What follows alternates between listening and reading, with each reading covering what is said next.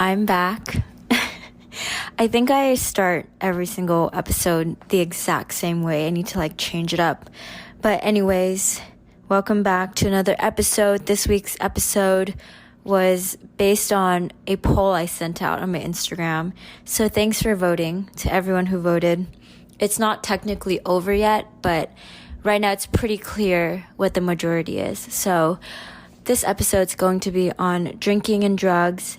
And before I get into that, high-low buffalo. So for the high, I had literally the best meal today.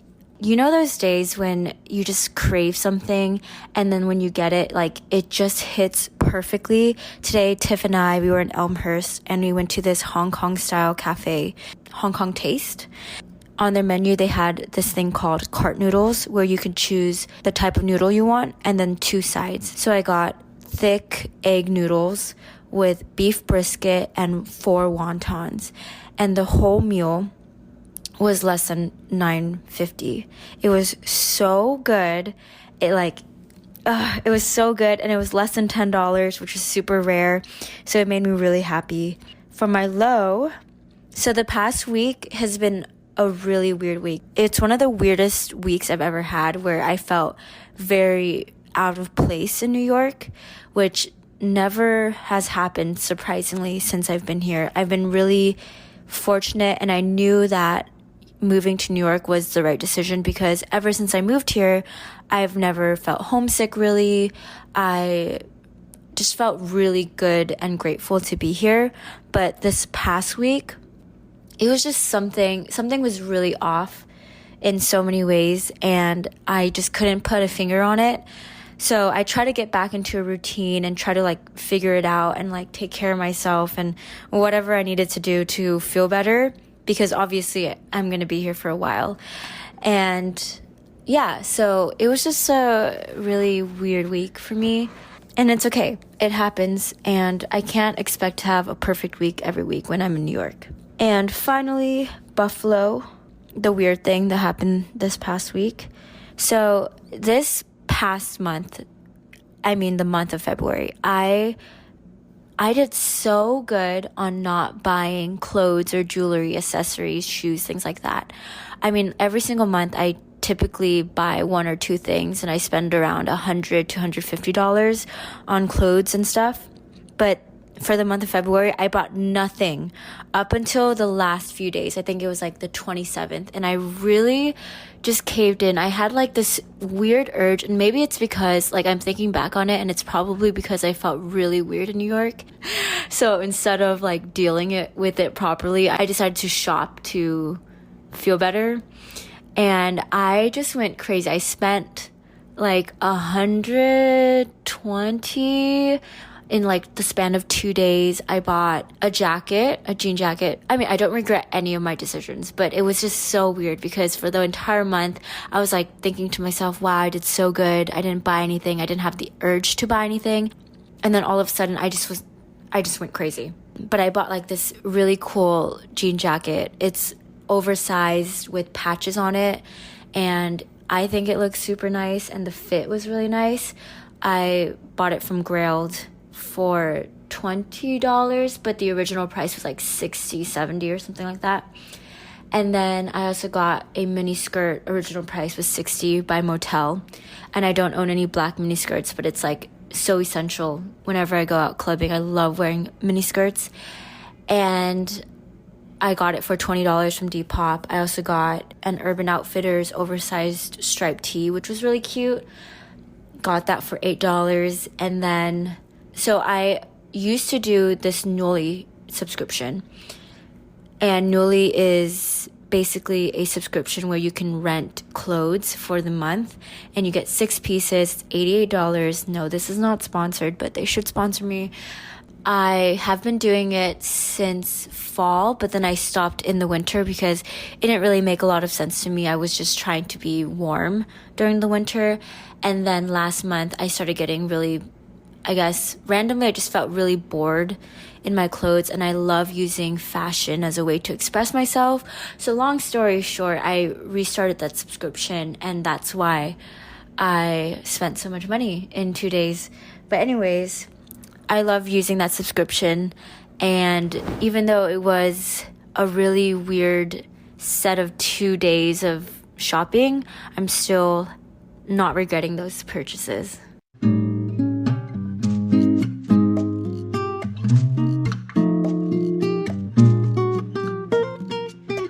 Okay, on to the topic of this podcast. Just to give an overview, I'm going to go all over the place. And I'm sorry if it's a little bit messy, but I'm just going to talk about my experiences drinking, doing drugs, and what I think about it, and how I feel about it today versus how society feels about it. Yeah, so there's going to be a lot of stories, and hopefully this is like one of the episodes that my parents never hear or see. If you're a family member or if you're my dad, please, please don't listen for the rest of this episode. But anyways, I've drank and I've done drugs. Let's just get that off the table. The first time I ever drank was before I turned 21, and it was the first time that I visited New York. I think I was just 20 then. I already finished my junior year of college and I was going into my senior year. I literally held back from drinking many, many years. I had a lot of friends who drank around me. My first boyfriend drank. I didn't drink still.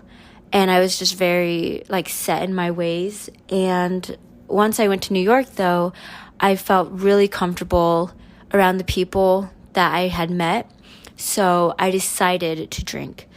And I felt very, very comfortable. I don't regret any of the experiences that I've had with drinking or doing drugs or anything like that. So yeah, basically I didn't drink. I went to parties when I was in college, but I would just refuse everything. And I was also in a frat, so it was a lot of refusing. And then finally, when I was in New York, there was this one day that my friends and I decided to do a drinking game in the apartment, and we had a deck of cards. The cards had different rules and different dares and things like that you had to do while drinking, and I ended up drinking 8 shots of bourbon, and then I got drunk, and then I knocked out. So the first day that I drank was also the first day I got drunk, and it was honestly the most chill, comfortable, easy thing ever, because I literally drank, felt the effects, and then I went to bed in the apartment that I was drinking in. And it was really fun. And I found out I was a heavyweight because 8 shots of bourbon is a lot, and it was disgusting. I don't know why people do that. I kept repeating the same thing over and over. I kept saying I'm mentally here but physically not there. Or no, I'm mentally not here but I'm physically here. Something like that. I kept saying that over and over. And then finally, I just passed out. Fast forward about a year later, when I moved to New York, last year in October, we were celebrating Mikey's birthday. And that night, everyone was saying oh, I've never seen you drunk, Annie, and all this stuff. And I was yeah, I haven't really gotten drunk in public. Mikey really wanted all of us to get drunk, but I was no, I'll get drunk, but I won't get wasted. And I kept saying that. But lo and behold, that was the first night that I got super messed up. I literally blacked out, but I was conscious. It was really weird. So we had a celebration on the top of a friend's apartment. We were doing cake there. So before we had the cake, I had 3 shots. And they were hitting me, but then by the time we finished the cake celebration, I was really sober. At least I thought I was sober. So I took 3 shots back to back right before I left the apartment. And I knew that 3 shots of hard liquor is now, I'm not like before, I'm not a heavyweight anymore, but now 3 shots of hard liquor will get me drunk. That was basically my 6th shot of the night. And because I took it so fast, it hit me all of a sudden. So after I took the last shot before we left to go to the clubs, I don't even remember what happened. I don't even remember leaving the rooftop. That's how bad it was. There's videos, there's photos of me walking down the stairs and talking to people, but I swear to God, I do not remember anything from that point. And I got to the bus station, I yacked everywhere. I yacked in the bus in my hands. I yacked a little bit on my friend's shoe. I almost yacked in an Uber. It was just like a very messy night. I yacked everywhere, and all I had to yak out was chocolate cake. So it was really disgusting. It was not a good mixture. I felt horrible the next day. Yeah, that was really not fun. And, usually like you can kind of remember pieces of the night as days go by, but I swear to God, I do not remember anything from that night. That is how much I drank. So that was my first time yakking. So drugs, I've only tried one type of drug, and it was shrooms. And I had shrooms last year in June. I was in Oregon on a vacation, a senior vacation with my friends. And my friends had shrooms, and I decided to take it with everybody else. No, I was not peer pressured. I felt like I was in a good place again. I felt really comfortable around the people that were there, and I really wanted to try it, and nothing much happened. Like, we all took them in the Airbnb that we were staying at, and I just looked around me and everything was super pretty and vibrant. My gray sweatpants were like shifting and very colorful. I think the only like bad part about it was we didn't really have anyone watching us, so that wasn't a good idea. So my best friend, she also took them, and I remember her coming out of her room and she was like crying. She had like a meltdown basically. And I was really concerned because I was like, what is going on? Are you okay? And I was trying to be there for her, but I was obviously high on shrooms, so I could not really help her. And I was going crazy. I felt like I couldn't figure out whether or not she was crying because there's actually something wrong, or if she was crying because of the shrooms. And I was trying so hard to understand what was going on, and I couldn't process it, so I like freaked out. And I remember like isolating myself. Like, I sat at the dining table by myself, and everyone else was like playing around and like hanging out, and I was just like on my own, like trying to process everything that was happening and trying to get a grip of myself, but I couldn't. I also remember like going to bed that night, and I just could not fall asleep. My mind was racing at 1,000,000 miles per hour. I don't know if you guys have watched Everything Everywhere All at Once, but there's parts of the movie where it's like fast forwarded and it's like crazy, but it's exactly what happened in my head when I would close my eyes. So I just could not fall asleep. That was my experience on shrooms. Yeah, I tell this story to a lot of people because it just happens to come up in different conversations, and I always get like very surprised looks and like confused looks that all of a sudden when I graduated college and when I came to New York, I just became this other person and did all these things that I said I would have never done. And it's true. When I grew up all my life, my parents have told me two things. Like, they've drilled this in my head ever since I was like 5 or 6 years old and I could like understand what they were saying. They would literally tell me two things. They would say, never get a tattoo, never drink or do drugs. Like, that was the big thing that they emphasized. Like, what was a 6-year-old gonna do?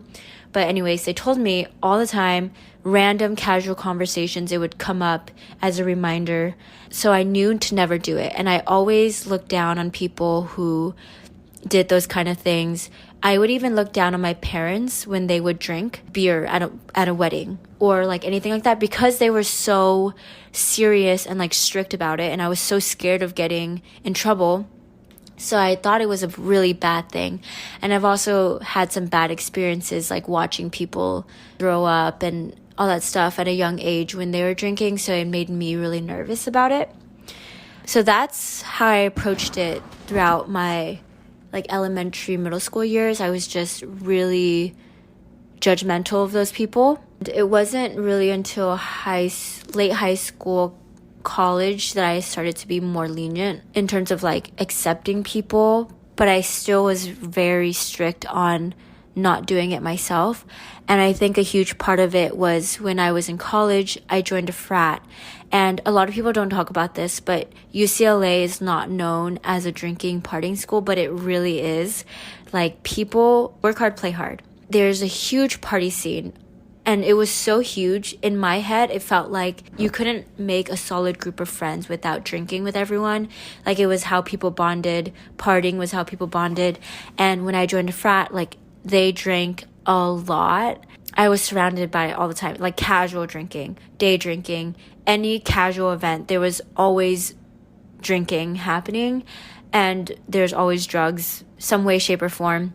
And I felt like whenever I was in a party environment, being an introvert, but also just like parties are a lot for me. They're really overwhelming and I hate talking to people.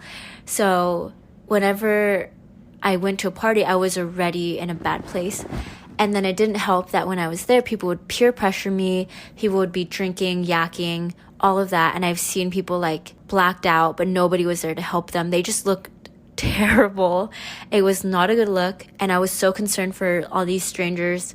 When I was exposed to that in college, it really gave me the ick. Like, I did not want to drink even more. When I came to New York and I was put in an environment where people let me do whatever the hell I wanted to do, no one judged me for not wanting to drink.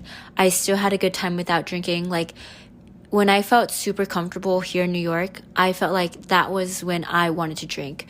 I was for sure not going to drink at a party where I was already feeling really shaky and I was like, who the hell is going to take care of me? Yeah, that was my drinking, drugs, whatever upbringing. Also, another thing I wanted to add, but also something that gave me the ick, was whenever I would ask people about why they drink and do drugs, they would always tell me it was because somebody else does it. And I just hate when people default to that answer. Like, just because everyone does something, just because it's trendy, just because blah, blah, blah, doesn't mean that you have to do it. Doesn't mean you're less of a person because you don't do it. So I really don't like that cop-out excuse for anything. That was also a reason why I didn't want to do it. Like, I don't like the taste of alcohol. I don't need drugs. I'm freaking happy and I have a really good time doing a lot of things. I feel like there's no need for me to do those things. Now, moving on to like how I feel about this now, I don't know if I would do any other drugs. I don't plan on doing any, but if in the moment, like, it's there and for some reason I felt like doing it, I guess I would, but like, I don't think I would because there's no need for them. With alcohol now, I like that when I do drink alcohol, it helps me not think about a million things. I feel like I can be pretty A-type personality, and it's rough when I'm trying to have a good time and there's just certain nights where I just can't switch it off. Like, I just can't switch off my mind. I'm thinking about literally everything that is irrelevant in that situation. And sometimes it's like nice to like be able to drink and then have that emotion, have all those thoughts kind of go away and to just quiet my mind. So that's something that I really like about drinking. And it makes it really fun when, you know, you're on the same level as other people. You know, everyone has to deal with their own shit.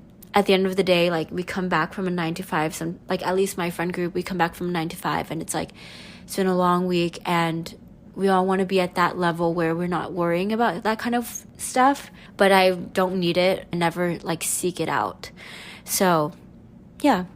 And there's nights and weeks that I definitely don't drink. Just an FYI for people who are making assumptions and thinking like maybe I'm drinking like every week now. No, I drink maybe, well, in the winter it's way less. Maybe once every other week. And I don't even drink that much when I do because I am a lightweight, so that's a good thing.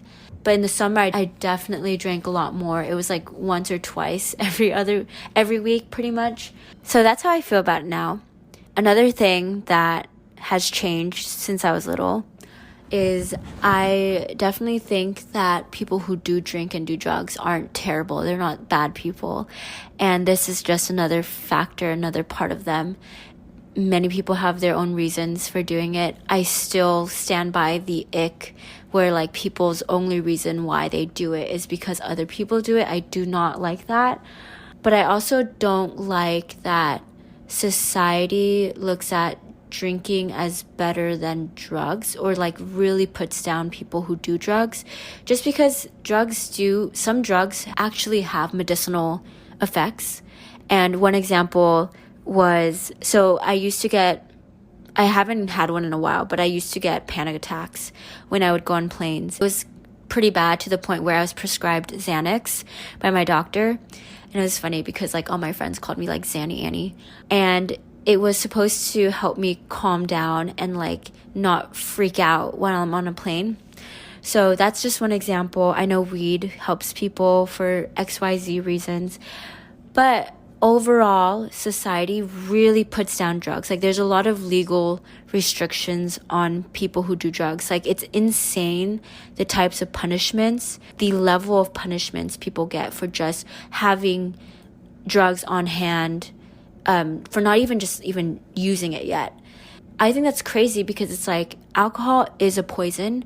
And I think just because the world accepts alcohol more, like society just accepts it more than drugs, it seems like a better thing. It seems like a less harmful thing. But no, alcohol does a lot, like a crap ton of bad shit to your body. It's like the one drug that actually affects every single part of your body negatively in some way.